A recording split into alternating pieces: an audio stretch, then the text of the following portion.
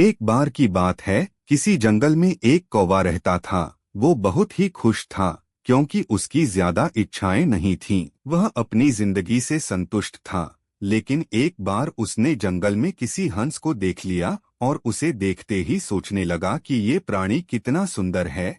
ऐसा प्राणी तो मैंने पहले कभी नहीं देखा। इतना साफ और सफेद। यह तो इस जंगल में औरों से बहुत सफेद और सुंदर है, इसलिए यह तो बहुत खुश रहता होगा।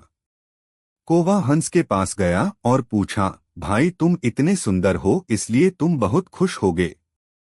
इस पर हंस ने जवाब दिया, हाँ मैं पहले बहुत खुश रहता था, जब तक मैंने तोते को नहीं देखा था।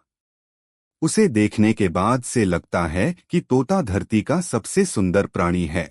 हम दोनों के शरीर का तो एक ही रंग है, लेकिन तोते के शरीर पर दो दो रंग है। उसके गले में लाल रंग का घेरा और वो सुर्ख हरे रंग का था। सच में वो बेहद खूबसूरत था। अब कौवे ने सोचा कि हंस तो तोते को सबसे सुंदर बता रहा है, तो फिर उसे देखना होगा। कौवा तोते के पास गया और पूछा, भाई तुम दो दो रंग पाकर बड़े खुश होगे। इस पर तोते ने कहा, हाँ मैं तब तक खुश था जब तक मैंने मोर को नहीं देखा था। मेरे पास तो दो ही रंग हैं, लेकिन मोर के शरीर पर तो कई तरह के रंग हैं। अब कौवे ने सोचा सबसे ज्यादा खुश कौन है, यह तो मैं पता करके ही रहूंगा। इसलिए अब मोर से मिलना ही पड़ेगा।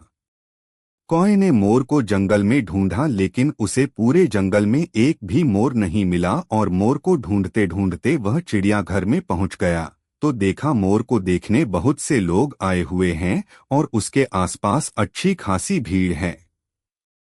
सब लोगों के जाने के बाद कौवे ने मोर से पूछा, भाई तुम दुनिया के सबसे सुंदर जीव हो और रंग बिरंगे हो, तुम्हारे साथ लोग फोटो खिंचवा रहे थे।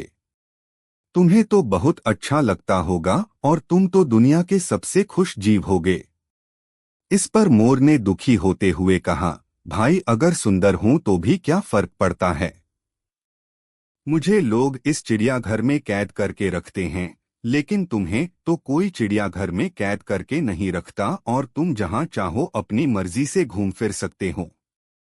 इसलिए दुनिया के सबसे संतुष्ट और खुश जीव तो तुम्हें होना चाहिए, क्योंकि तुम आजाद रहते हो।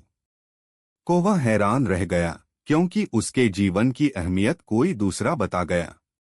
दोस्तों, ऐसा ही हम लोग भी करते हैं। हम अपनी खुशियों और गुणों की तुलना दूसरों से करते हैं, ऐसे लोगों से जिनका रहन सहन का माहौल हमसे बिल्कुल अलग होता है। हमारी जिंदगी में बहुत सारी ऐसी चीजें होती हैं जो केवल हमारे पास हैं, लेकिन हम उसकी अहमियत समझकर खुश नहीं होते।